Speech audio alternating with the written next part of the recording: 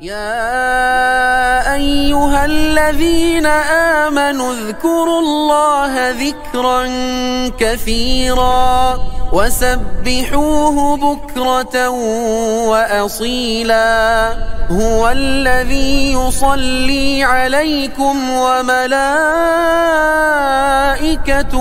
ليخرجكم من الظلمات إلى النور وكان بالمؤمنين رحيما.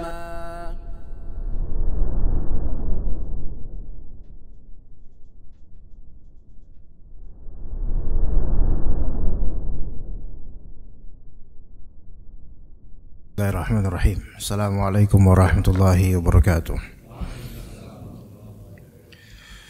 Innal hamdalillah nahmaduhu wa nasta'inuhu wa nastaghfiruh wa na'udzu billahi min shururi anfusina wa sayyiati a'malina. May yahdihillahu fala mudilla lahu wa may yudlil fala hadiya lahu. Asyhadu an la ilaha illallah wahdahu la syarika lahu wa asyhadu anna Muhammadan abduhu wa rasuluhu la nabiyya ba'dahu. يا أيها الذين آمنوا اتقوا الله حق تقاته ولا تموتن إلا وأنتم مسلمون فإن أصدق الحديث كتاب الله وخير الهدي هدي محمد صلى الله عليه وسلم وشر الأمور محدثاتها وكل محدثة بدعة وكل بدعة ضلالة وكل ضلالة في النار. أما بعد. Para jemaah sekalian rahimani wa rahimakumullah, para ikhwan dan akhwat yang dirahmati oleh Allah Azza wa Jalla. Segala puji bagi Allah Azza wa Jalla, Sang Rabbil Alamin, yang kembali melimpahkan kepada kita nikmat, dan di antara nikmat itu adalah nikmat iman dan juga kesehatan serta kemudahan dan kemampuan untuk berkumpul kembali di majelis ilmu dalam rangka mencari ridha Allah Azza wa Jalla dengan menuntut ilmu, baik menyampaikan maupun menyimak, baik mencatat ataupun berazam untuk mengamalkan apa yang didengar dan dikaji.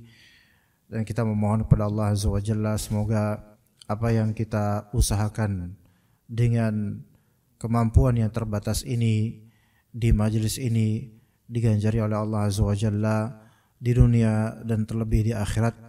Dan kita memohon kepada Allah Azza wa Jalla semoga Allah Subhanahu wa taala memperbaiki diri kita terutama di masa-masa fitnah, dan menjadikan kita sebagai hamba yang istiqamah sehingga Allah Ta'ala rezekikan kita husnul khatimah dan dilindungi dari azab di alam barzakh serta diselamatkan di hari akhirah. InsyaAllah kita lanjutkan pengkajian kitab Mukhtasar Minhajul Qasidin karya Ibnu Qudamah Al-Maqdisi. Itu masih di fasal fi tahsinis saut, yaitu pasal memperbagus suara dalam membaca Al-Quran.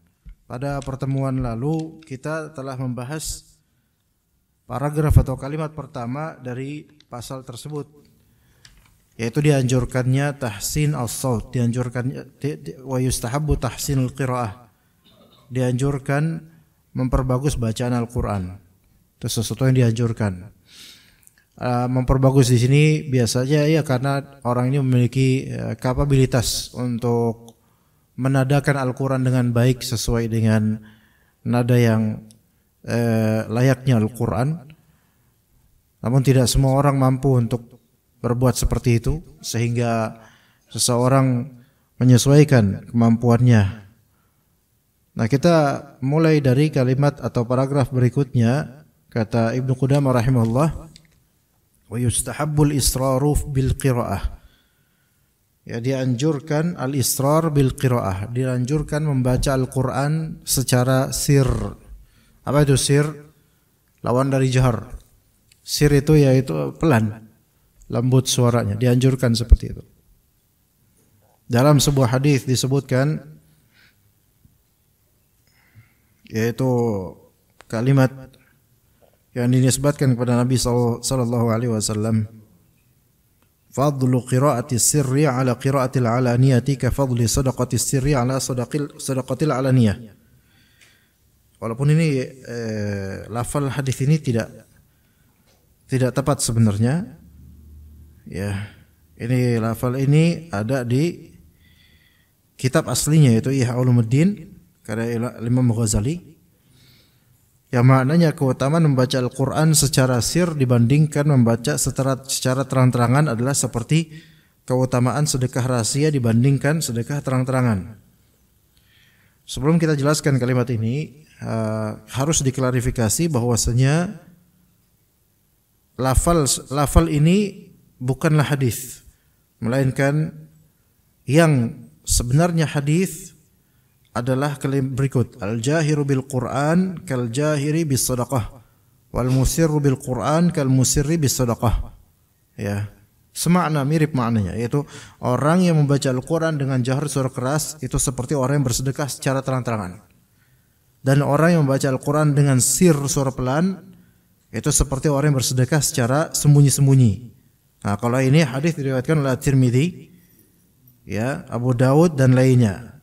Dan insyaallah yang hadis ini sahih, yang kedua yang kita sebutkan. Mari kita jelaskan makna kalimat Nabi SAW, al-jahiru bil Quran kal jahir bis sadaqah. Orang yang membaca Al-Quran dengan jahar suara keras itu seperti orang yang bersedekah secara terang-terangan. Dan orang al-musir bil Quran kal musir bis sadaqah, orang yang membaca Al-Quran dengan sir suara pelan itu seperti orang yang bersedekah dengan sembunyi-sembunyi. Taib di surat Al-Baqarah Allah Subhanahu wa taala mengatakan tentang masalah sedekah terang-terangan atau sembunyi-sembunyi. In tubdus sadaqati fa ni'mahi wa in tukhfuha wa tu'tuha al-fuqara fa huwa khairul lakum. Jika kalian menzahirkan sedekah, in tubdus sadaqat fa ni'mahi, jika kalian menzahirkan sedekah, maka that's good. Fa ni'mahi, betapa bagusnya itu. Oke, bagus. Tapi wa in tukhfuha, jika kalian menyembunyikan sedekah, wa tu'tuhal fuqara, dan kalian memberikan sedekah itu secara sembunyi-sembunyi ke orang-orang fakir, fa huwa khairul lakum, maka itu lebih baik buat kalian, lebih baik buat kalian. Nah, berangkat dari ayat ini dan juga hadis ini, maka ulama menganjurkan, lebih dianjurkan Pak, membaca Al-Quran secara sirri, tidak secara jahri. Itu lebih afdol pada konteks, pada keumuman konteks, pada keumuman konteks. Sebagaimana dianjurkan sedekah secara sembunyi-sembunyi, tidak terang-terangan, itu dalam keumuman konteks sedekah. Apakah seluruh konteks sedekah itu lebih dianjurkan untuk disembunyikan? Jawabannya tidak semuanya. Ada beberapa konteks eksepsional yang mana sedekah itu malah justru perlu untuk diterangkan. Nah, begitu pula membaca Al-Quran.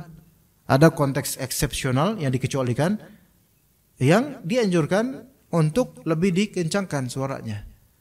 Imma karena memang demi maslahat yang lebih baik, ya, demi maslahat yang lebih baik, atau untuk menutup madarat yang lebih buruk, atau menutup suudzonnya orang, atau ada hal-hal lain. Coba kalau misalnya dalam imam, saat jadi imam salat subuh, ini kan salat jahriyah, baca terang-terangan. Nah, kemudian imamnya karena saya nggak mau riya, akhirnya dia nggak baca terang-terangan, malah justru menjadi suudzonnya orang nanti jadinya. Ya, ada apa ini imam kok nggak baca?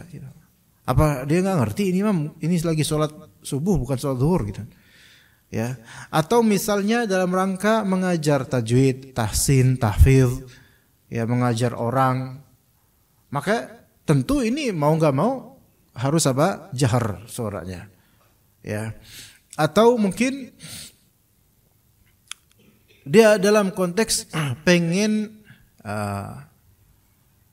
memberikan motivasi pada orang lain agar membaca Al-Quran, dan dia pun agak mengeraskan bacaannya supaya orang itu pada ikut baca Quran. Misal di bulan Ramadan, terus kemudian di masjid ada beberapa ikhwan lagi ngobrol aja dari tadi, terus dia akhirnya baca Quran, ada satu baca Quran agak sedikit keras dengan maksud apa? Menjadi pioner agar yang lain juga ikutan membaca Al-Quran. Maka hal ini konteksnya malah dianjurkan, bahkan kadang diwajibkan untuk membaca terang-terangan. Nah, itu ya. Seperti juga sedekah. Sedekah pada hukum asalnya atau global kasusnya, sedekah itu lebih dianjurkan diam-diam. tidak terang-terangan. Namun ada beberapa kasus atau beberapa konteks zakat itu, sedekah itu dianjurkan untuk diterangkan, bahkan kadang-kadang diwajibkan untuk dipublish dengan maksud untuk menghindari suudzonnya orang atau madharat yang lebih besar. Kadang-kadang, tapi enggak sering gitu, enggak sering. Seperti zakat. Zakat apa lebih baik diterangkan atau tidak? Umum ini 50-50. Tapi biasanya zakat agar bara'ah minat tuhmah, yaitu lepas dari tuduhan orang, maka sebaiknya secara terang-terangan. Terutama zakat fitr. Terutama zakat yang kita sebut zakat fitrah. Nah, terang-terangan di sini maksudnya gimana? Ya itu maksudnya kalau misalnya antum memang nitip ke DKM misalnya, ya itu kan berarti terang-terangan gitu. Atau antum terang-terangan di sini dalam rangka mendidik anak supaya tahu zakat tuh kayak gini. Ya, atau mendidik keluarga supaya tahu zakat tuh kayak gini. Akhirnya antum publish di keluarga. Nih kayak gini, kita waktu itu zakat kayak di videoin misalnya untuk memberikan edukasi bahwa saya zakat tuh segini takarannya, begini tata caranya, dan nyampeinnya gini ke fakir miskin atau lewat DKM atau panitia. Nah, semua ini kan untuk apa? Menggapai maslahat yang lebih besar. Maka ini dianjurkan supaya orang mencontoh.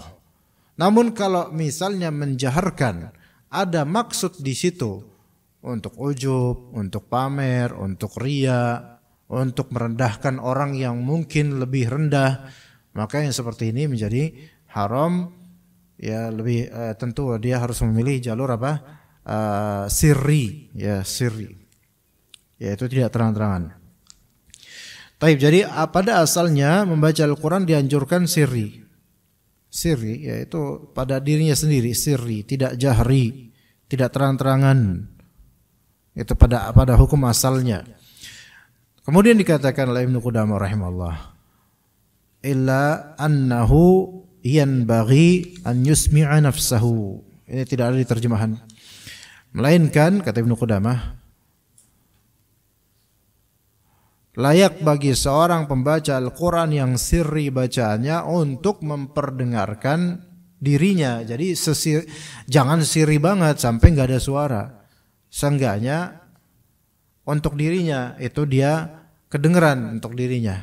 Ya, walaupun untuk orang lain nggak begitu kedengeran. Yang penting untuk dirinya. Nah, dikatakan kemudian di sini, wala ba'sa bil jahri fi ba'dil awqatil maqsudin sahihin. Tidak mengapa. Tidak masalah mengeraskan bacaan. Ingat, mengeraskan di sini bukan berarti kita melengking tinggi, bukan. Mengeraskan di sini maknanya adalah menzahirkan bacaan sehingga terdengar oleh orang lain, itu maknanya, bukan maknanya mengeraskan a'udzubillah gitu. Itu mungkin lagi ngeruqyah itu orang, jadi bukan baca. Kalau misalnya baca Al-Qur'an maksudnya jahar di sini, yaitu membuat orang lain tuh mendengar. Jadi bacaan itu terdengar oleh orang lain. Itu maksudnya. Tidak mengapa mengeraskan bacaan dalam keadaan tertentu, dalam waktu tertentu, limaqsudin sahihin, untuk maksud atau tujuan atau niatan yang sahih. Beliau memberikan beberapa opsi contoh, imma litajwidil hifzi. Mungkin saja dia membaca keras untuk tajwid al-hifz, yaitu memperbagus, mematangkan hafalan. Iya. Ya, saya belum baca buku-buku psikologi tentang ini. Tetapi secara tajribah dan pengalaman, dan secara pengalaman dan melalui pengalaman banyak dari para hufaz dan penghafal Al-Quran, dan juga itu kita saksikan juga pada diri mereka, mengeraskan bacaan itu memang memperdaya hafalan, memperkuat, memperbagus daya ingat hafalan untuk menghafal, ya, untuk menghafal. Jadi gini, kita kan ada namanya hifz dan faham. Bismillah.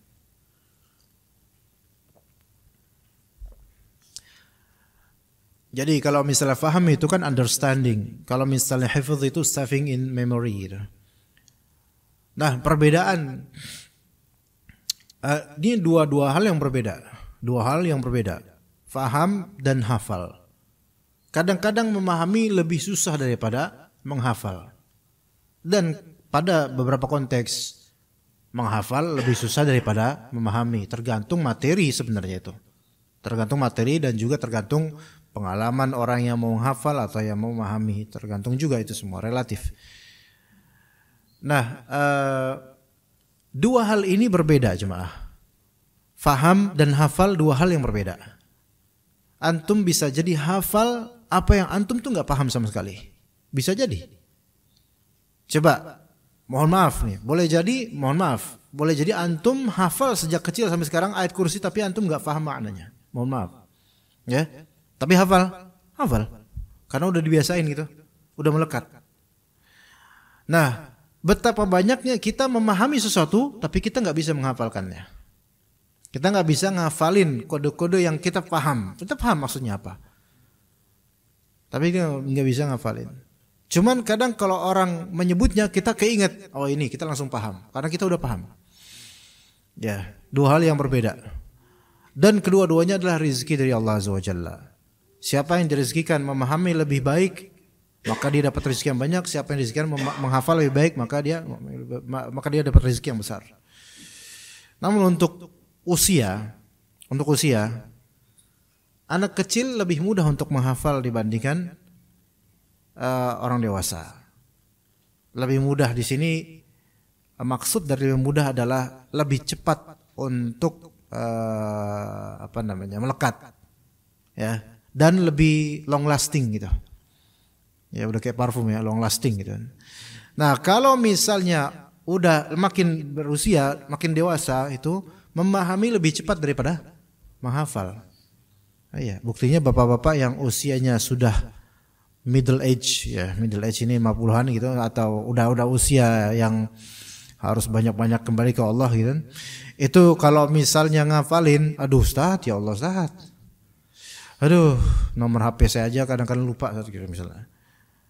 Susah buat ngafalin. Tapi kalau memahami suatu hal, cepat paham, kita jelasin cepat paham. Kalau anak kecil kita jelasin hal-hal tentang kehidupan enggak tahu apa-apa dia. Tapi kita suruh ngapalin, kita suruh ulang cepat. Nah, di situ bedanya. Nah, jadi ada faham, ada hifz. Faham itu berarti comprehending, understanding gitu. Kalau misalnya hifz itu kan saving in memory. Jadi menyimpan di memori. Baik untuk jangka pendek atau jangka panjang. Mana yang dalam belajar, mana yang lebih fundamental. Dua-duanya fundamental. Tapi mana yang lebih lebih harus didahulukan. Memahami lebih didahulukan. Ya. Memahami lebih didahulukan. Begini ya, bisa dikatakan orang kalau dewasa jemaah ya, dia udah menikah ya, usia udah menikah lah, bukan usia yang belum ada beban pernikahan. Usia udah menikah, udah memahami kehidupan. Kalau antum menghafal begitu saja tanpa memahami ayat, itu lebih susah. Tapi kalau antum menghafal dengan memahami nih ayat nih ngapain, ayat ini tentang apa, itu lebih mudah. Iya, coba aja. Jadi ketika misal antum pengen menghafalkan surat Al-Buruj, ya, maka ketika antum mengikat hafalan dengan konteks surat dan dengan makna surat, itu lebih mudah sebenarnya. Karena ada ada tambahan suplemen gizi makna. Kemudian ada motivasi juga karena ternyata ada keindahan makna yang antum garap di situ. Dibandingkan antum hanya ngulang-ngulang ayat terus kayak anak kecil sampai hafal. Mungkin bisa hafal, tapi ceplos keluarnya juga lebih mudah juga karena tidak ada ikatan suplemen makna di situ. Maka seorang kalau udah dewasa, kalau dia mau menghafal suatu surat atau ayat, hendaknya dia hafalkan juga dia pahami juga maknanya dan konteksnya.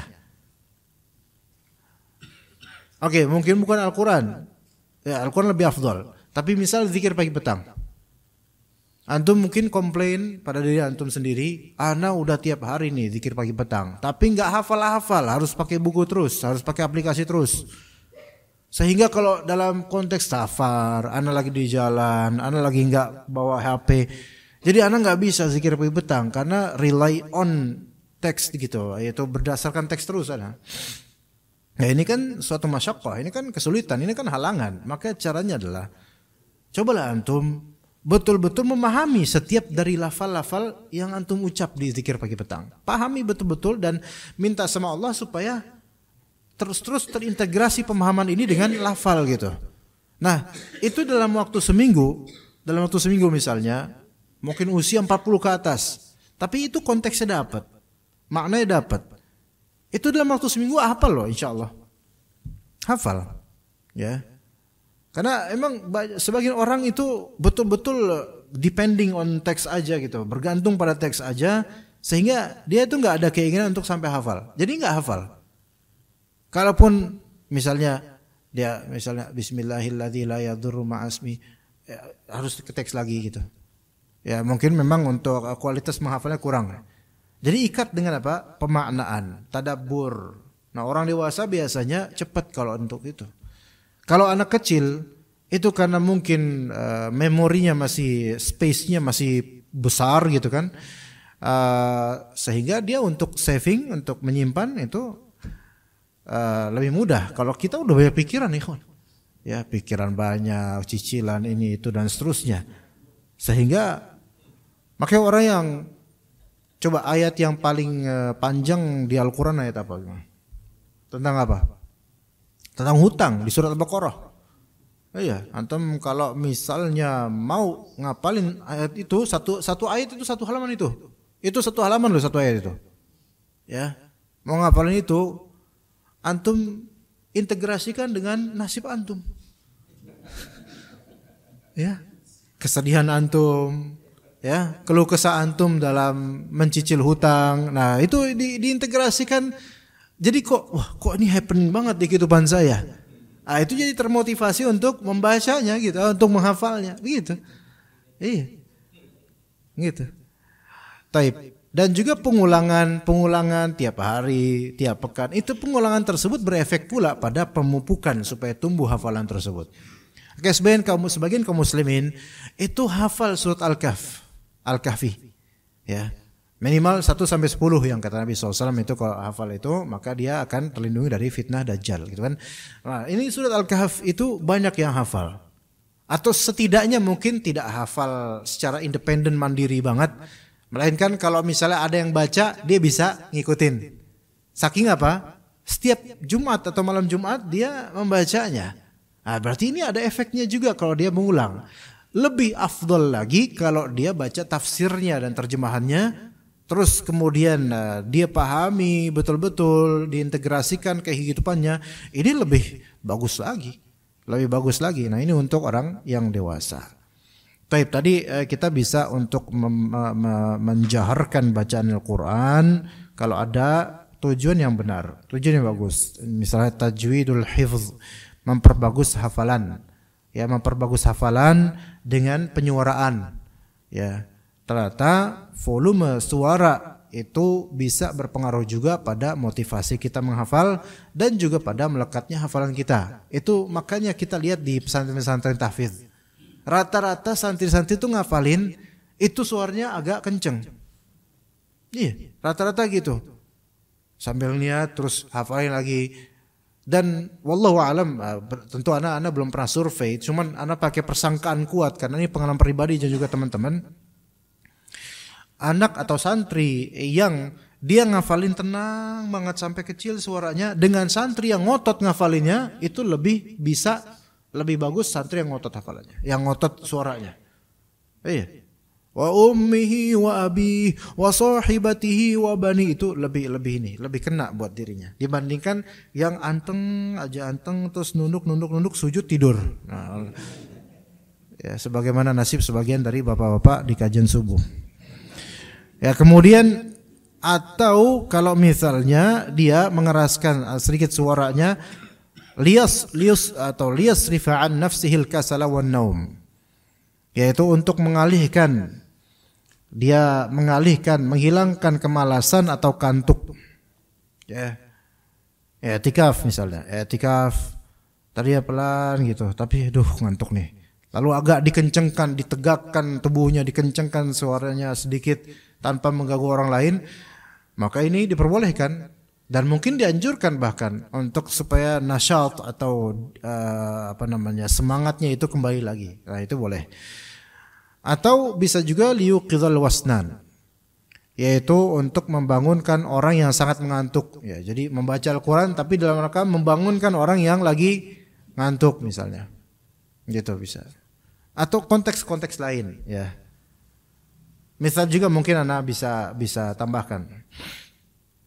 Ketika antum ingin menggertak syaitan atau jin saat meruqyah, ya maka tidak apa-apa antum lebih sedikit mengeraskan bacaan antum dengan niatan menggertak syaitan itu dan menambah teguran dan juga azab untuk syaitan itu. Nah, itu boleh. Tidak masalah. Ya, karena di sini bacaan Al-Quran kita selain amalan dia adalah senjata untuk melawan syaitan. Maka ini juga tidak apa-apa. Ya. Taib. Boleh enggak kalau misalnya imam menegur orang yang berisik tapi pakai bacaan Quran? Gimana? Paham enggak di jemaah? Jadi ada anak kecil ribet sendiri gitu kan sama temannya. Ini lagi ada sholat maghrib, imamnya kesel. Maka imam kencengin bacaannya sekalian sampai kaget itu anak. Boleh apa enggak? Allah alam, ini kalau ini enggak ada sunnahnya. Ini enggak ada sunnahnya. Tapi Ustaz, daripada saya negur pakai bahasa Indonesia terus batal sholatnya, mendingan pakai bacaan Al-Quran. Ya tapi enggak ada sunnahnya juga, Allah alam ya. Jadi sebaiknya sih enggak usah.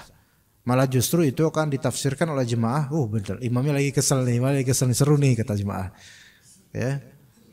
Iya, jemaahnya jadi wah seru nih.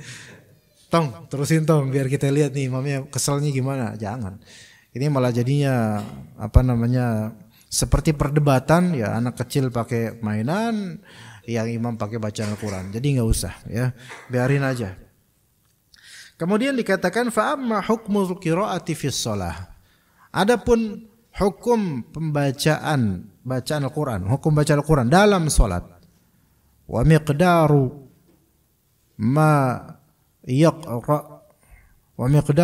ma yuqra'u fi salatil fard, dan kadar bacaan dalam salat fardu, wa mawdi'u al-jahr wal israr, dan kapan mengeraskan dan kapan memelankan bacaan Al-Quran dalam salat fardu. Fadzalika ma'rufun masyhurun fi kutubil fiqh, maka itu ma'ruf, masyhur, hal tersebut disebutkan banyak di kitab-kitab fikih. Taib. Kemudian dikatakan Ibnu Qudamah, wa man kana 'indahu mushafun yanbaghi lahu an yaqra'a fihi kulla yawmin ayatin yasiratan li'alla yakuna mahjura. Barang siapa mempunyai mushaf kalau sekarang berarti ada mushaf virtual atau digital, maka dianjurkan membaca ayat-ayat ringan per harinya agar Al-Quran tidak terabaikan. Misal kita punya aplikasi yang random ayat misal gitu. Ya, random ayat, sehingga smartphone kita mengingatkan kita hari ini ayat untuk hari ini, misalnya ayat for the day gitu. Ya. Di sini bukan memaksudkan ayat ini khusus untuk hari ini, yaitu ayat ini relevan dengan hari ini, enggak, tapi untuk betul-betul kita itu punya interaksi dan ingat terus dengan ayat Al-Qur'an gitu. Nah, itu boleh, itu enggak apa-apa, bagus ya. Jadi kalau punya mushaf, terutama sekarang kan HP dibawa kemana-mana, maka hendaknya dia membaca beberapa ayat mungkin di setiap harinya ya, supaya Al-Quran ini tidak terabaikan. Ya begitu ya jemaah sekalian rahimakumullah. Taib, tadi arahan tentang membaca Al-Quran. Dan juga seseorang juga kita tambahkan, hendaknya dalam membaca Al-Quran itu baca yang jelas. Baca yang jelas. Ya. Walau mungkin ada athar salaf membaca dengan sedikit bergumam, tetapi lebih afdal tentu membaca dengan jelas. Ya. Memang antum tidak harus sampai level betul-betul kayak ahli tajwid yang apa ya, hurufnya itu betul-betul kena semua gitu. Itu nggak mudah bagi semua, nggak semua orang bisa gitu. Ainnya itu ain, ya anak ini aja udah agak kurang dibandingkan apa namanya, mungkin ahli tajwid itu bakal memprotes sana, Ustaz, ainnya kurang Ustaz, gitu. Ain, wah, ya. Apalagi kalau misalnya ininya udah medok, ya susah. Ain, juga maksudnya kayak ada hijab di sini, ngain, nggak bisa, ya. Apalagi udah tua misalnya, dipaksa-paksa mati nanti, jangan. Ya.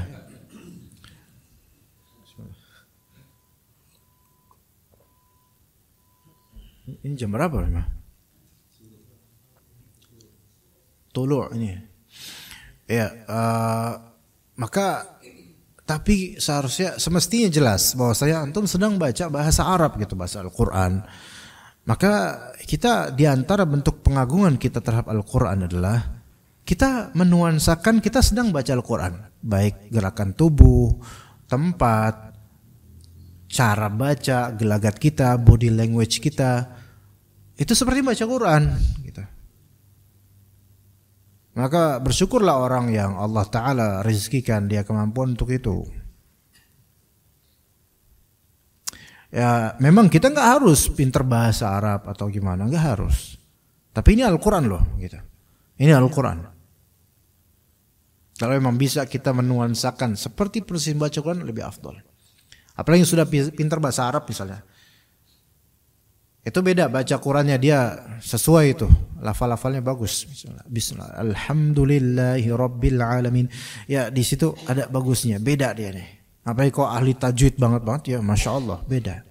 Tapi coba nuansakan gitu. Jangan kita konteskan kayak baca hal-hal lain. Ini nggak baca Quran dan nggak ada pahalanya, bahkan juga bisa berdosa karena seolah meremehkan Al-Quran. Gitu. Kita coba waktu kita belajar, yang tentang bahasa, kita belajar bahasa asing lah. Kalau belajar bahasa Indonesia rata-rata nilai kita standar banget kita ya, karena udah praktek langsung di lapangan ya gitu. Tapi coba kita belajar bahasa asing dulu gimana? Coba dulu bahasa asing antum belajarnya apa Pak? Madura? Inggris misalnya. Kalau kita belajar bahasa Inggris kan nuansakan kan ke Inggris gitu loh. Guru-guru kita tuh nyuruh kita tuh ngomong 3 gitu kan. 3, kita jawabnya 3. Bukan 3. Salah. Jadi pohon. Kan 3 itu pohon ya. 3 baru 3. 3 deh, 3. Nih. Lihat di lidah 3 gitu. Kayak huruf za dalam tajwid 3. Kita biasanya 3. Enggak, bukan. 3 itu pohon. Gitu. Tapi giliran diajarin tentang pohon 3. Kita bilang apa? 3. Nah, ini susahnya orangnya nih, kebalik nih orangnya. Ya. Dalam itu bahasa asing yang mana itu bukan bahasa Al-Quran gitu loh. Sampai banyak orang sungguh-sungguh, itu ajaib. Ajaib sebenarnya. Ya anak udah mempelajari juga bahasa Arab, bahasa Inggris, alhamdulillah. Sebenarnya kita merasakan ajaib bagi orang yang dia sungguh-sungguh mempelajari bahasa dunia, tapi dia nggak sungguh-sungguh untuk minimal dia tuh tahu bahasa Arab itu. Ajaib. Iya, sebenarnya ajaib bagi anak. Mungkin kalau misalnya Anda hanya belajar bahasa Arab, ya mungkin antum akan protes, Ustaz, antum memang qadarullah, memang antum pintar bahasa Arab aja, makanya antum bisa ngomong gitu. Enggak, Anda juga bisa bahasa Inggris. Tapi kita lihat, komparasikan bahasa Inggris ini memang bagus sekali, masya Allah. Bahasa komunikasi untuk dunia, antum bisa travel kemana-mana. Antum bisa ngomong sama siapa aja di negara manapun, insya Allah. Tapi ini kan dunia gitu loh. Bahasa Arab ini bekal untuk kita memahami Al-Quran lebih baik lagi. Dan itu lebih futuristik lagi dibandingkan dengan efek futuristik bahasa Inggris kita gitu loh. Tapi kita lebih betul-betul sungguh-sungguh di bahasa Inggris. Sampai betul-betul kayak orang Inggris atau orang Amerika gitu kan, ada aksen American, ada aksen Australian, ada aksen British misalnya. Ya. Jadi saking pengen jadi kayak orang Amerika, jadi akhirnya flower. Itu kan flower, word gitu. Harus cakep itu gitu. Ya.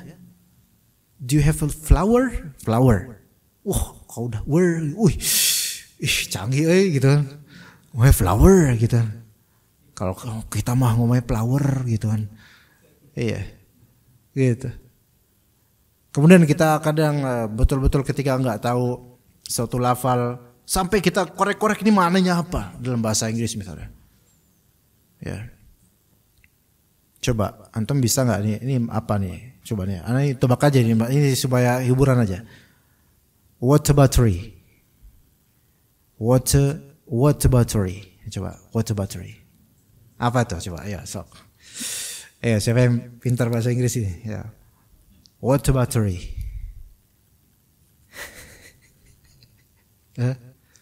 Water battery. Siapa? Yang bisa, yang tahu benar-benar ini lafal apa? Boleh apa ya? Boleh traktir ana gitu. Water battery. Anda ketika mendengar ini di satu podcast gitu, ternyata di transkrip dia, coba, water battery. Yeah. Ini bukan aksen India, bukan, ini aksen British. Water battery. Gimana? Water battery. Di transkrip AI kemudian apa? Keluarnya water powdery. Kan kalau British kan water, gitu kan? Water powdery gitu. Anda bingung ini kok lagi diskusi tentang perselisihan Katolik sama Protestan di Belfast, Irlandia. Tapi kok ada water powdery gitu loh. Kok ada water powdery air sama bedak? Kan water powdery bukan pembedakan air atau pengairan bedak gitu kan. Bingung Anda sini. Anda dengar lagi. Ternyata perdebatan ini di situ disebutkan water powdery, bukan water powdery, tapi terseret water powdery, tapi pada water battery itu what aboutery. Nah, what about? Apa itu water battery? Water battery adalah ketika antum mendapat nih, antum mengalihkan isu dengan bagaimana dengan ini gitu, paham nggak? Ini salah satu teknik debat untuk mengalihkan isu supaya kita nggak kena. Ada namanya what aboutery gitu. Ini di Facebook banyak orang kayak gini nih. Atau di media sosial. Nih misalnya kita lagi ngomong ini. Kita lagi mengkasuskan ini. Ya misalnya. Misal nih. Bahwasanya pemimpin cerminan rakyatnya. Kalau misalnya pemimpin itu suka menjarah rakyatnya, maka itu cerminan rakyatnya suka menjarah fulan gitu kan. Ya. Itu enggak boleh. Ya. Itu zalim. Ya, kita lagi mengkasuskan apa? Kezaliman sebagian dari demonstran yang mereka menjarah yang bukan haknya, merusak yang bukan haknya gitu kan. Namun kemudian ada kemudian mengalihkan. Lalu bagaimana tanggapan Anda tentang kezaliman pemerintah yang mana mereka telah begini. Paham nggak di sini maksudnya? Kita lagi mengkasuskan, kita nggak boleh Oke, mungkin kita dizalimi, tapi kita nggak boleh menzalimi balik kan gitu. Kemudian dialihkan oleh orang bagaimana ya ke hal lain. Ini namanya what aboutery. Dan ini salah satu teknik yang curang sebenarnya dalam diskusi. Nggak boleh sebenarnya. Kalau misalnya kita lagi mempermasalahkan sesuatu gini, antum jangan ngalihin ke hal-hal lain. Ini namanya what aboutery. Untuk apa? Supaya kasus ini jangan diurusin gitu. Kita alihin ke hal lain. Nah gitu. Ya, tapi ini nggak ada kaitannya sama kajian. Cuman di sini maksudnya adalah sampai suatu lafal what aboutery ini itu ada aksennya dan kemudian kita bisa salah paham. Lah sekarang di Al-Quran ini kan bahasa Arab. Masing-masing huruf ada makhrajnya.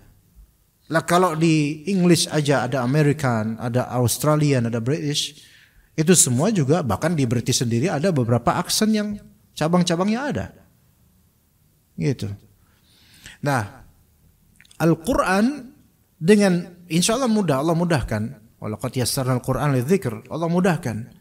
Maka kita perlu responsibilitas, bertanggung jawab untuk apa? Lebih baik lagi dalam membaca Al-Quran. Banyak orang dari dulu sampai sekarang, bahkan sampai qul huwallahu ahad saja udah nggak benar. Bahkan jangankan baca Al-Quran, nyebut nama Tuhannya aja banyak yang nggak benar. Ada, termaaf orang Jawa, ada sisi suku Jawa juga. Sebagian orang Jawa itu menyebut Allah, Allah. Bahkan sampai level kiai besar. Allah. Mana ada Allah. Karena kebiasaan. Ya. Di mana pengagungannya sampai nama Tuhan yang paling kita sering sebut itu aja kita nggak bisa fasih. Allah. Nggak bisa kayaknya. Anak kecil nih, karena anak kecil dibiasain kayak gitu, disebut Allah. Merupakan kesalahan didikan. Ya kata para pendidik nih, pakar pendidik bilang di antara kesalahan pendidikan adalah kita itu biasa menormalisasikan anak-anak untuk biarkan mereka salah. Yang penting ngomong. Ini nggak benar juga. Maka biarkan masalah apa? Yaitu udah syukur-syukur dia ngomong gitu. Nggak ngomong itu adalah keniscayaan. Jadi kita diam dia juga ngomong. Anak kecil tuh bakal ngomong terus karena dia akan belajar dari siapapun. Akan meripit apa yang dia dengar. Tapi dia salah misalnya. Dan kemudian orang tua atau lingkungan itu kadang-kadang memang membantu dia untuk terus salah. Misalnya apa ya? Ibu-ibu bisa lebih paham tuh. Gimana ya? Gimana ya bahasanya apa aja? Anak kecil kan bilang apa ya? Allah, misal Allahu Akbar. Nah orang tua juga ngedukung. Ayo gimana? Allah. Malah orang tua bukan yang ngajarin yang benar, malah niru. Ini sebenarnya yang mau belajar siapa sih gitu kan? Malah orang tua malah menduplikat kesalahan anak dan kayak mendukung dan menormalisasikannya. Allahu Akbar. Gitu. Apalagi coba contoh. Sebenarnya banyak kalau kita lihat lapangan banyak, tapi kalau disebutin malah lupa-lupaan ini. Banyak loh. Misalnya apa ya? Anak kecil gimana? Misalnya assalamualaikum kan itu, assalamualaikum. Waalaikum gitu. Antum, melaikum. Nah orang tuanya juga ngajarin itu. Ayo salam. Gimana salam? Waalaikum gitu. Waalaikum. Orang tuanya juga mendukung itu tanpa sadar. Ini tuh sebenarnya penyesatan. Tapi Ustaz kalau assalamualaikum itu berat banget Ustaz. Insya Allah bisa itu anak kalau dibiasain. Ini karena kita biasa kayak gitu. Emaknya, bapaknya pas masuk Waalaikum. Kan gitu. Waalaikum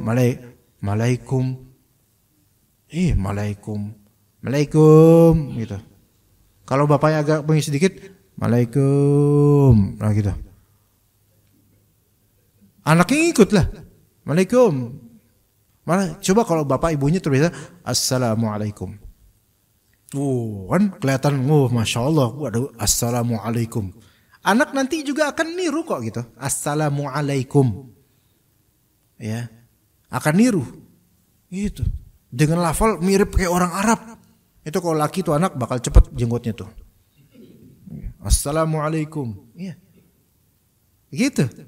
Jadi banyak dari kita itu menormalisasi kesalahan dengan menduplikat kesalahan anak dengan adanya alasan udah syukur dia mau ngikut. Betul, syukur dia mau ikut. Tapi kalau dia gitu-gitu terus sampai tua nanti. Gitu. Ya seperti itu. Jadi dalam fase pendidikan itu penting juga kita mengajari yang benar. Ada seorang imam, mungkin Anda pernah cerita antum. Mungkin dulu ketika belajar menghafal Al-Quran itu pakai metode gerakan. Sehingga ketika dia baca Al-Quran lagi serius, itu tubuhnya gerak-gerak. Tuh ada kayak gitu. Ada berapa imam di situ. Dan geraknya itu kadang-kadang mengganggu makmum yang di belakangnya. Ada imam kayak gitu. Ya jadi baca Al-Quran, dia pakai nada bagus gitu, kadang tinggi, kadang rendah. Misalnya Sabbihisma rabbikal a'la alladzi khalaqa fasawwa. Ada kayak gitu, Anda di belakangnya ngeliatin dong. Ya gemes emang. Mau Anda ganti tapi Anda bukan pemain cadangan gitu kan. Emang gemes ngeliatinnya. Jadi keganggu kita, mau nggak ngelihat tapi kok kayaknya seru juga ngeliatin dia kayak gini gerak-gerak. Gerak-geraknya setiap dari huruf tuh digerak. Sabbihisma rabbikal a'la. Ini nggak ada dalam sunnah Nabi itu kayak gini gerak-gerak. Makanya jangan didik atau latih ketika dalam fase belajar atau menghafal itu jangan sampai kita memberikan format yang itu akan terus nanti sampai tua tuh akan begitu terus jadinya. Ya tanggung jawab loh nanti jadinya. Ya jangan seperti itu ya. Wallahu alam. Sudah jam 6. Jika ada pertanyaan silakan. Fadhal. Waalaikumsalam. Ayo, Pak.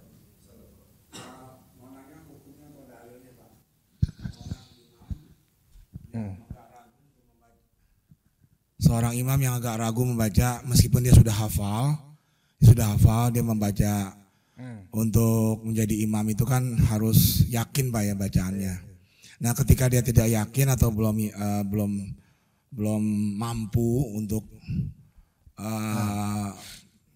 terutama pada saat Ramadan Pak ya, itu kan ada urutan sampai habis ya Pak ya, dari mulai puasa pertama sampai akhir. Nah itu hukumnya bagaimana Pak kalau dia mau memantapkan menjadi imam kemudian dia memegang Al-Quran di tangannya, itu apa dikantongin lagi pada saat sujud atau bagaimana Pak Ustadz itu? Nah, saya minta penjelasan yang sejelas-jelasnya. Assalamualaikum warahmatullahi wabarakatuh. Waalaikumsalam warahmatullahi wabarakatuh. Jadi sebelumnya yang pertama ada berapa hal. Pertama, hukum membaca mushaf ketika sholat. Nah, ini ulama beda. Ini ada dua subtema. Membaca mushaf pas sholat fardu dan membaca mushaf pas sholat sunnah. Saat sholat sunnah. Membaca mushaf saat sholat fardu tidak direkomendasikan. Tidak direkomendasikan. Ya. Itu dikembalikan kepada hajat. Dikembalikan kepada kebutuhan. Ya, dan konteks, ya gitu. Kalau misalnya dia sudah hafal, maka jangan. Ya, dia sudah hafal ayat yang mau dibaca, jangan. Ya. Tapi ketika memang dia butuh, dan memang ini dari kalangan jemaah ini cuman dia yang mending bacanya, cuman hafalannya nggak seberapa banyak, maka memang lebih afdolnya dia mengamalkan kata Allah, faqra'u ma tayassara minal Qur'an. Bacalah apa yang mudah bagimu dari Al-Qur'an. Ya gitu. Nah, ini untuk salat fardu.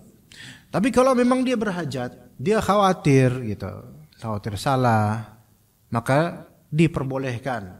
Cuma kalau memang ada imam yang lebih hafal, itu lebih afdol untuk maju jadi imam daripada dia. Begitu. Jadi memang kalau dikatakan haram itu Anda belum tahu ulama mana yang mengharamkannya, ya, Anda belum tahu, ya, karena Allahu a'lam, Anda belum tahu ulama yang mengharamkan, Anda belum tahu. Cuman memang jangan di sini bukan berarti langsung haram, tapi not recommended, tidak layak lah gitu bagi yang sudah hafal. Itu salat fardu. Salat sunnah. Karena sholat sunnah ini kan dia lebih ringan dibandingkan sholat fardu. Nah, sholat sunnah para ulama memberikan rukhsah atau keringanan karena sholat sunnah itu perlakunya atau pegiatnya bisa silahkan membaca apa saja yang kamu mau, terutama sholat malam qiyamul lail. Makanya sholat sunnah itu dibolehkan untuk memakai mushaf. Nah, mushaf itu kan berbagai macam. Ada mushaf standing yang untuk tahajud. Nah, itu boleh. ada mushaf dari ini handphone dia pegang, itu juga boleh untuk sholat sunnah. Boleh ini boleh aja gitu. Apalagi kalau dia ada niatan untuk membaca panjang dan dia nggak hafal banyak. Karena namanya tahajud itu kan sebenarnya untuk para pembaca Al-Quran yang panjang atau penghafal Quran. Maka dibolehkan, terutama tahajud ya. Taib. Terus itu yang udah sunnah ya, yang sholat sunnah boleh. Begitu juga termasuk tarawih. Tarawih itu sholat sunnah, bukan sholat fardu. Ya maka hukumnya sama. Sehingga kalau misalnya ada tarawih dan imamnya di depannya itu ada mushaf tahajud gitu, maka nggak apa-apa. Itu ya, sampai situ. Kedua, tentang masalah tadi bagaimana kalau memang pegang mushaf itu. Ya bagaimana? Ya tadi ada mushaf standing seperti itu, silahkan. Kalau standing, kalau dia mau pindah halaman karena udah selesai halaman itu, maka dia boleh mengebet apa bahasanya, membalik ke halaman berikutnya, itu boleh. Kenapa boleh? Karena kaidahnya dalam fikih sholat, hal-hal yang merupakan hajat sholat, maka gerakan itu diperbolehkan selama tidak terlalu berlebihan. Hal-hal yang merupakan hajat sholat, maka gerakan diperbolehkan. Ya seperti misalnya Ibnu Abbas radhiyallahu anhuma itu nimbrung ikut sholat malamnya Nabi SAW. Nabi sholat malam Allahu Akbar. Terus Ibnu Abbas nimbrung, tapi nimbrungnya di sebelah kiri Nabi SAW. Maka Nabi kemudian mengalihkan Ibnu Abbas untuk supaya ke kanan. Ini kan gerakan. Tapi untuk hajat sholat, maslahat sholatnya Ibnu Abbas. Sehingga dengan dalil ini ada kaidah bahwasanya gerakan-gerakan yang merupakan hajat atau maslahat sholat, maka itu diperbolehkan selama tidak melampaui batas, maksudnya tidak terlalu berlebihan ya. Itu jadi kebet mushaf nggak apa-apa. Begitu juga kalau misalnya mushafnya ini di sini ya, dia mungkin buka pakai fingerprint atau pakai apa namanya, passwordnya pakai pattern gitu kan, itu kan sebentar gitu, sejenak, terus buka mushaf. Nah, walaupun ya beberapa ulama mengkhawatirkan adanya distraction atau gangguan dari notifikasi dan semisalnya, itu ya itu hal lain ya. Tapi kita bilang mushaf dari HP atau mushaf dari mushaf yang kecil tuh loh, yang per juz itu bisa. Ini taruh sini.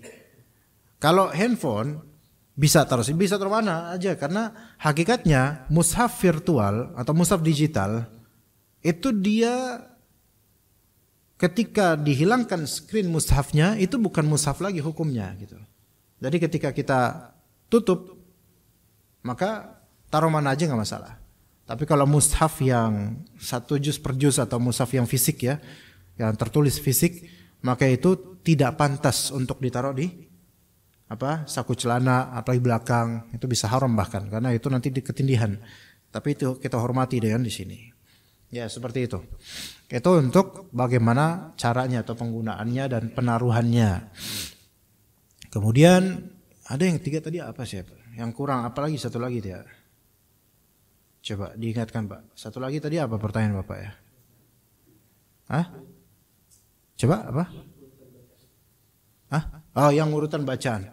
Oke. Urutan bacaan misalnya dari awal tarawih juz pertama sampai mungkin khatam ya. Ini ulama beda pandangan ya. Kalau di misalnya Haramain di Masjid Nabawi, Masjidil Haram itu urut dan terjadwal imam-imamnya. Mereka urut hari pertama, malam pertama dari juz pertama gitu. Terus kemudian urut sampai malam 30 atau 29. Nah, bagaimana kita menanggapi ini atau bagaimana pendapat ulama di sini? Ada ulama yang mengatakan hal ini tidak perlu. Ada ulama yang mengatakan hal ini tidak masalah. Dan kita integrasikan begini. Kita kompromikan begini. Selama imam-imam tersebut punya kapabilitas untuk membaca semua itu ya, maka itu insya Allah tidak masalah. Ya. Tapi itu hanya di tarawih saja. tidak di sholat fardu, jadi tarawih saja. Tapi kalau misalnya imam-imam tersebut keberatan atau tidak punya kapabilitas, maka jangan, karena ini masuk dalam bab takalluf nantinya. Kalau di takalluf itu artinya kalau Jawanya itu makso itu ya, memaksakan banget sih gitu, memberatkan banget gitu. Adapun bagi imam haramain di Madinah, di Makkah, atau mungkin di beberapa masjid yang besar yang memang imam-imamnya para hafidz semua dan mereka imam yang mutqin, yang hafalannya masya Allah, itu nggak masalah bagi mereka. Ya fadl silahkan, ya. Kalau misalnya ada kelebihan atau kekurangan itu nggak masalah. Maksudnya kelebihan ayat atau kekurangan surat ini itu nggak masalah. Kalau mau ditargetin yang penting nanti khatam mudah-mudahan, ya itu nggak masalah juga. Tapi itu tentu tidak bernilai mengkhatamkan Al-Quran semua. Tetap masing-masing imam diganjari oleh Allah sesuai dengan apa yang dibaca. Kan imamnya ganti-ganti itu. Ya begitu. Tapi kalau level misalnya sunnah, VCM, itu kayak anak pikir takalluf, berlebihan atau nggak pantas, nggak cocok. Anda nggak tahu di sini gimana, Pak? Di sini kayak gitu nggak? Enggak. Kalau kayak gitu, Anda ngerasa mungkin hari ketiga ya udah berkurang ya, karena malam pertama 1 juz, malam kedua 1 juz. Di sini kayak gitu nggak? Enggak ya, 1 juz itu berkurang takutnya. Makmumnya jadi wah lama sekali ini kita. Tapi giliran kalau kita ke Makkah Madinah, kok bisa kuat gitu. Tapi ke as-sunnah kok nggak kuat. Nah gitu. Berarti ada motivasi makna ya supaya kita bisa lebih ini, yaitu Makkah Madinah. Ya seperti itu Pak. Ya dibolehkan di sini dengan syarat itu tidak memberatkan. Kalau itu mudah bagi para imam sana, maka aslinya boleh-boleh aja, nggak apa-apa. Tapi tentu dengan klausul tidak sampai mengharuskan banget. Makanya sebagian ulama itu ada yang nggak setuju dengan ini, karena terasa kok kayak gini, kok kayak terlalu diatur gitu. Sementara di zaman Rasulullah atau di zaman Umar Khattab memang tidak ada riwayat tentang apa aja yang dibaca. Namun ulama yang membolehkan mengatakan justru karena tidak ada riwayat itulah apa aja yang dibaca, maka dibebaskan, kita boleh baca apa aja walaupun urutan. Ya seperti itu. Ya, seperti itu cara berpikirnya para ulama rahimahumullah gitu. Ya Pak, silakan. Boleh. Waalaikumsalam warahmatullahi wabarakatuh. Baik. Pertanyaan kami Ustadz, yang pertama tentang imam juga Ustadz, batasan baca Al-Fatihah yang masih wajib kita ikutin atau sebaiknya kita munfarid Ustadz, karena panjang pendeknya kita dapati ada yang salah, atau tipikal yang kedua Ustadz, ada imam yang suka sekali condong ke kanan Ustadz, jadi udah sejarahnya dia miring sendiri dan dia masih miring lagi Ustadz, padahal makmumnya lurus semua. Terus itu masih sholat sir masih kita ikuti, dan dia kalau bangun dari sujud itu Allahu Akbarnya itu saya nggak sengaja terhitung itu sampai 9 sampai 11 harokat Allah, ya Allah, itu gimana Ustaz? Dan ketika dia beliau itu bentar lagi azan itu dia beliau sholat zahar itu jelas sekali bacaannya salah, dan niat berubah dari jamaah ke munfarid itu apa harus takbir lagi atau langsung tetap melanjutkan Ustaz? Dan pengucapannya kasusnya Pak, satu-satu dong. Banyak banget kasusnya. Enggak, jadi yang imam tipikal imam yang kedua nih kalau sholat terlalu cenderung ke kanan Ustaz. Oke, itu dulu. Satu-satu dulu, nanti antum lanjutin gitu. Ana soalnya lupa tuh Pak. Baik. Ada dua sih sebetulnya Ustaz, ada dua. Condong yang pertama ke kanan. Ya, condong ke kanannya fatah banyak banget Ustaz. Banyak banget nih, maksudnya terlalu kanan. Terlalu ke kanan Ustaz, terlalu ke kanan, dan dia juga kalau bangun dari sujudnya itu tema lagi nanti. Itu dengan Ustaz, dengan imam yang sama gitu itu. Iya dulu. Iya, yang condong ke kanan dulu, bentar. Iya. Ntar dulu. Ya, soalnya banyak kan tuh borongan ini kayaknya, enggak harian. Iya. Nah, kalau condong terlalu ke kanan ini loh. Ini imam udah tua usianya belum? Sudah tua Ustaz. Nah, biasanya kayak gitu udah agak tua itu karena pakemnya kayak gitu. Ini karena waktu dulu ada perubahan ya kiblat kita itu katanya terlalu ke Afrika gitu kan. Nah, ini terlalu preventif, terlalu hati-hati sehingga beliau mungkin selalu ke kanan di mana-mana. Di sini perlu diedukasi juga ke kaum muslimin bahwasanya istiqbalul qiblah itu memang syarat sah salat. Menghadap kiblat syarat sah salat. Tapi menghadap exactly ke kiblat persis itu sesuai dengan kemampuan dan persangkaan kuat saja. Ya, dulu Ana pernah baca mungkin tahun 2005 atau 2004 di koran Republika ada bagian namanya resonansi atau apa gitu. Dia artikel dari editor atau dari beberapa tokoh cendekiawan. Itu sebelum ada permasalahan kiblat di Indonesia, ya. Sebelum itu masih lama itu, ya. Tahun 2004 atau sekitar itulah. Ana baca beliau itu, saya lupa siapa, udah lama soalnya. Itu mempermasalahkan orang-orang itu kurang peduli tentang kiblat, sehingga orang-orang itu udah ikutin aja kiblat yang di masjid gitu. Ya, kita mengapresiasi sebenarnya kecemburuan beliau tentang ini, tetapi dalam fikih istiqbalul qiblah itu walaupun memang syarat sah salat, tapi seseorang itu hanya dibebankan sesuai kemampuan dia aja dalam mendeteksi arah kiblat. Dan kalau udah ada kabar yang terpercaya, yaitu seperti di masjid ke arah kiblat sana, maka dia ikut aja. Jadi dia nggak usah ngecek. Allah Ta'ala katakan, ya ayyuhalladzina amanu la tas'alu an asya in tubdalakum tasukum. Wahai orang beriman, jangan kalian tuh nanya-nanya sesuatu yang kalau hukumnya kemudian muncul itu membuat buruk kalian jadi bermasalah nanti. Jadi kalau udah seperti udah salat aja udah. Jadi nggak usah cek lagi tuh kan bener kan salah, padahal dia sinyalnya nggak ada, padahal pas cek di sini emang di HP-nya lagi error gitu kan. Tuh kan salah kan agak sini dikit 2 cm gitu. Terus alasannya kata penulis itu, kita kalau misalnya beda aja 1 cm itu udah beda arah, nggak sampai Ka'bah.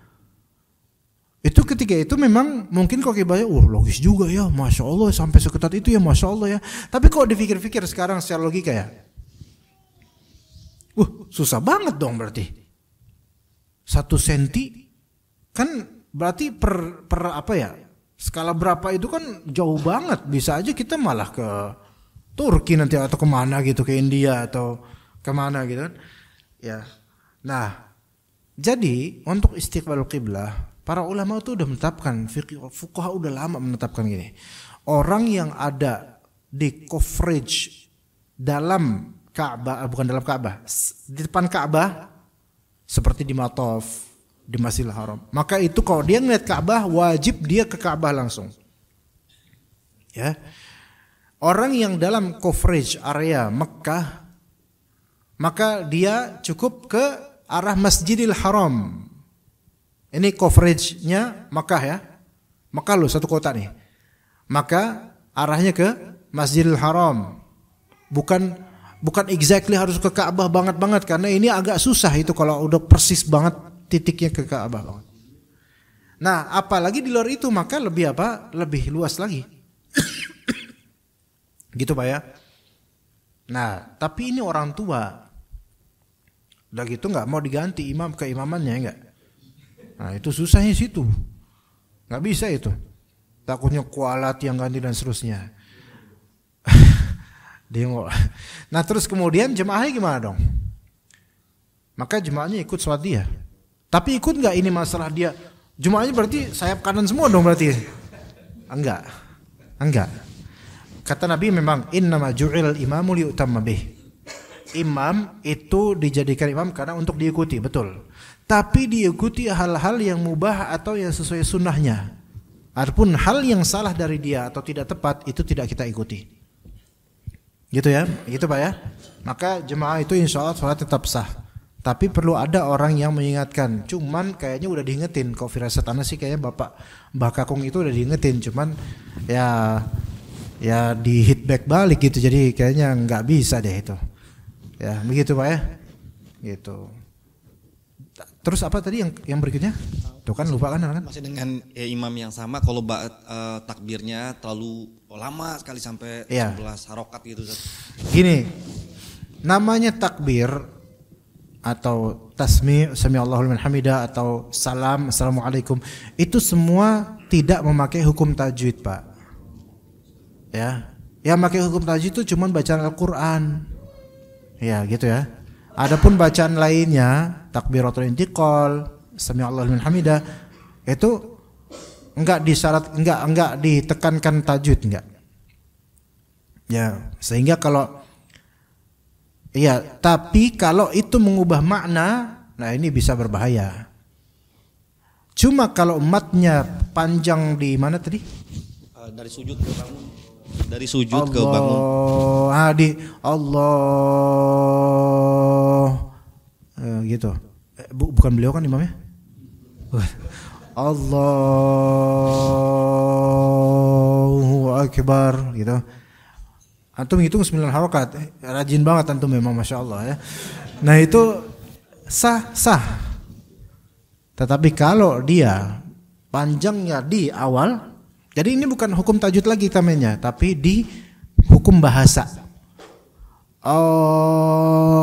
Allahu Akbar, itu nggak benar itu, karena Allahu Akbar itu dalam bahasa artinya apakah Allah itu maha besar? Karena ada tambahan hamzah di awal. Tuh di situ. Jadi nggak pakai hukum tajwid kita main di situ. Nah gitu, Pak. Nah nggak apa-apa insyaallah. Ya. Bagaimana kalau sama kayak misalnya amin, Pak? Amin itu masuk hukum tajwid nggak kita bacanya? Enggak. Karena amin bukan ayat Quran. Amin bukan ayat Quran. Buktinya waladhdallin enggak ada amin di dalam Al-Qur'an gitu kan. Nah, jadi amin di sini tidak pakai hukum tajwid. Makanya kalau antum bilang amin boleh. Amin enggak apa-apa. Amin enggak apa-apa. Amin enggak apa-apa. Ya. Enggak apa-apa. Amin. Amin gitu. Amin gitu. Gak ada hukum tajwid kan harokat berapa harokat gitu. Tak masalah. Ya. Nah jadi amin dan semisalnya sami Allahu liman hamidah, Allahu Akbar, maka itu tidak ada masalah. Nah kalau dikatakan artinya beda dan semisalnya, itu umumnya mengkasuskan orang Indonesia gitu. Kalau misalnya kita lihat di Masjidil Haram, Masjid Nabawi, ya kan? Imam ketika mengaminkan apa yang dia baca setelah Al-Fatihah itu singkat, amin gitu. Sementara makmum panjang, amin gitu. Ya sama aja semua, karena meniatkan apa? Amin. Dan amin di sini diniatkan semuanya sebagai isim fi'il yang artinya Allahumma stajib, ya Allah jawablah. Itu makna amin, Allahumma stajib. Ya jadi yang seperti itu tidak apa-apa. Ya oke. Apalagi tadi Pak? Ada lagi tuh kayaknya itu. Masih ada satu tadi. Yang pertama itu Ustaz yang Al-Fatihah yang batasan benar wajib diikutin atau sudah salah Ustaz. Imam baca Al-Fatihahnya. Ya. Baca Al-Fatihah itu ya baca Al-Qur'an. Dia pakai hukum tajwid. Tapi tajwid, nah ini silatnya. Kita perlu perhatikan. Yang wajib dari ilmu tajwid itu adalah makhraj semampunya. Gitu ya. Itu yang wajib. Nah, adapun mudud jama' dari mad yaitu panjang pendek, itu kata para ulama itu levelnya tidak sampai wajib melainkan sunnah. Ya gitu. Jadi ilmu tajwid itu sebenarnya yang paling inti dan penting itu apa? Makhraj. Itu yang paling penting itu. Dan ternyata itu lebih susah sebenarnya daripada panjang pendek, Pak. Beneran. Kita tuh kebanyakan salahnya di Indonesia ini, banyak kesalahan di Indonesia. Lebih fokus di panjang pendek. 2 ketukan, 4 ketukan, 6 ketukan, ya harokat maksudnya. Itu banyak fokus di situ.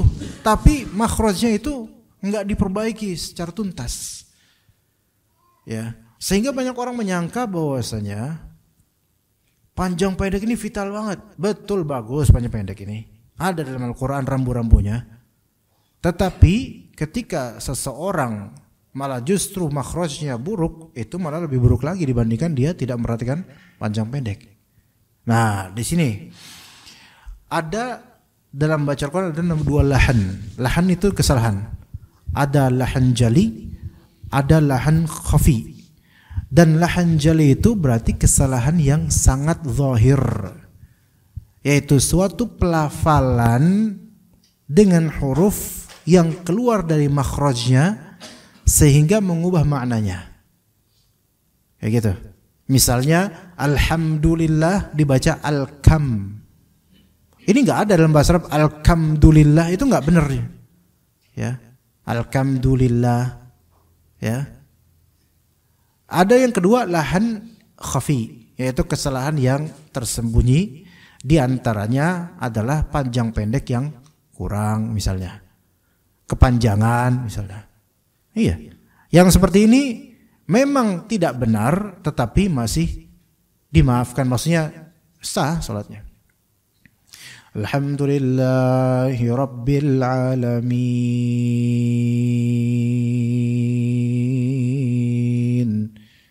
Kok panjang banget ya, nggak susuk ini. Kok masih terlalu jomplang gitu antum. Ar-Rahmanir Rahim. Maliki Yaumiddin. Lah, tadi yang pertama panjang, sekarang pendek-pendek. Sah nggak sholatnya? Sah. Ya. Tapi kalau dia iya kanang budu ya kanang stain, kanang stain. Ada kanang budu, ada kanang stain. Ini udah mengubah benar-benar nih. Maka bisa tidak sah. Bisa tidak sah. Begitu Pak ya? Begitu. Nah gimana kalau imamnya kayak gitu? Ternyata kalau tadi panjang pendek nggak apa-apa. Maksudnya kita udah ikutin aja, tetap sah kok sholatnya. Kalau masalahnya panjang pendek. Kalau masalahnya lafalnya ini berubah. Nah ini imam lafalnya berubah, kita lihat. Kalau misalnya ini imam memang sudah mendok gitu dan nggak mungkin untuk dibenerin dan nggak mau diganti, maka wallahu alam sholatnya makmum tetap sah. Tetapi bagi yang punya ilmunya, punya hukum ini, hendaknya dia cari tempat lain untuk sholat. Gitu. Ya. Adapun kalau imamnya ini masih muda, masih bisa belajar dan tetap kayak gitu dan tetap ngotot, maka wallahu alam sholatnya nggak sah. Antum nggak boleh totally sholat di situ sama dia sampai dia belajar atau memperbaikinya. Gitu. Ya begitu Pak ya. Insyaallah ini udah terang nih jam 6:30, masya Allah. Targetnya jam 6:06 loh, tapi ini jam 6:06 juga, lihat loh. Ya, begitu Pak ya. Kenapa? Jangan bisik-bisik, jangan bilang ustadznya gini banget. Gini. Udah cukup ya? Udah soalnya udah ini apa? Matahari menuju ke arah barat nih. Hah? Beneran itu mau nanya nih? Jangan panjang-panjang tapi ya. Waalaikumsalam warahmatullahi wabarakatuh. Enggak lah, kecuali baca ayat kursi sama 3 surat terakhir itu, karena itu tuh ayat gitu loh. Nah kalau ayat, namanya tajwid itu kan untuk ayat. Bahasa Arab kalau bahasa lainnya, misalnya hadis Nabi SAW doa, itu enggak harus tajwid enggak. Coba aja antum baca. Coba antum baca doa yang apa baca. Allahumma aslih li dini alladhi huwa ismatu amri. Nanti ada mat jaiz munfasil, ada mat wajib muttasil. Enggak. Kalau hadis enggak, kalau doa enggak. Ya kan? Tapi kalau misalnya baca ayat, iya. Baca ayat iya. Tapi itu pun baca ayat gini. Antum dalam rangka zikir kan? Ya. Bedakan antara dalam rangka tilawah dengan dalam rangka zikir gitu loh. Nah, tilawah sama zikir beda. Kalau dalam rangka tilawah, maka betul-betul antum terapkan apa? Hukum tajwid. Tapi kalau dalam rangka zikir atau wirid, sebenarnya enggak harus juga. Yang penting makhrajnya bagus saja, enggak harus juga antum pakai tajwid. Paham enggak sini cuma? Kayak misalnya ini, zikir pagi petang kan biasa nih. Bismillahirrahmanirrahim. Allahu la ilaha illa huwal hayyul qayyum la ta'khudhuhu sinatun wa la naum. Ini lagi tilawah atau lagi wirid? Wirid. Beda. Ana kasih contoh ya, Ketika antum tahu di sujud dan ruku. Kata Nabi SAW, pas lagi ruku itu tempatnya untuk mengagungkan Allah. Pas lagi sujud untuk mentasbih, mensucikan Allah. Nah, untuk berdoa ya sujud. Dan dilarang baca Al-Quran saat sujud. Enggak. Tapi antum pengen baca doa Rabbana atina fid dunya hasanah wa fil akhirat. Ada di Al-Quran enggak itu? Ada. Tapi boleh enggak antum baca itu? Boleh, tapi dalam rangka apa? Doa, wirid atau zikir kan gitu. Bukan dalam rangka tilawah. Ketika itu dalam rangka doa, wirid atau zikir, maka antum enggak fungsikan tajwid matnya berapa, itu enggak apa-apa. Kayak antum minta sama Rabbana atina fid dunya hasanah fil akhirati hasanah qina adzaban, atau doa-doa yang dalam Al-Qur'an tapi ada hukum tajwidnya. Rabbi habli minas solihin. Rabbi habli minas solihin itu kan ada dalam doa Nabi Ibrahim dalam Al-Qur'an. Rabbi habli minas solihin, ya Allah berikanlah saya anak-anak soleh itu. Rabbi habli minas solihin. Kan kalau ditajwid gini, Rabbi habli minas solihin. Ya kan? Ada mat yang terakhir tuh loh. Rabbi alif lisukun, Rabbi habli minas solihin, gitu kan? Bisa 4 gitu kan? Bisa 2 kalau mau minimal. Tapi antum bilang Rabbi habli minas solihin. Ya enggak apa-apa. Karena antum tidak dalam rangka tilawah. Inilah bedanya antara antum lagi tilawah sama wirid zikir doa.